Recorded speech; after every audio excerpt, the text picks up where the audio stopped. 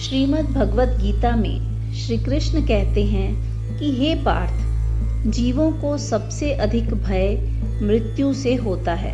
अतः अनंत काल तक पुनः पुनः जन्मते और मरते रहना ही महान भय है।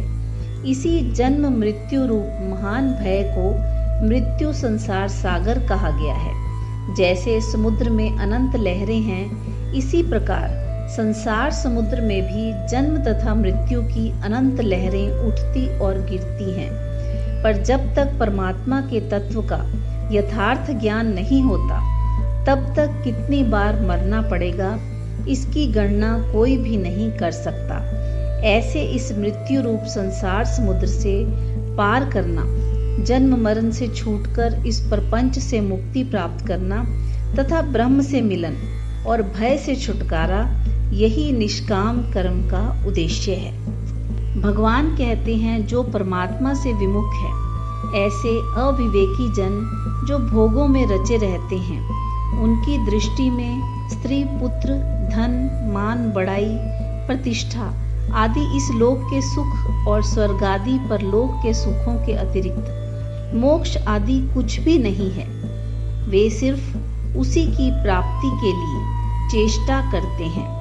वेदों का तात्पर्य भी वे वही समझते हैं, इसी ही सिद्धांत का प्रचार प्रसार करते हैं। उनको विवेकहीन कहकर भगवान ने ये भाव दिखलाया है कि यदि वे सत्य असत्य वस्तु का विवेचन करके अपने कर्तव्य का निश्चय करते, तो इस प्रकार भोगों में नहीं फंसते।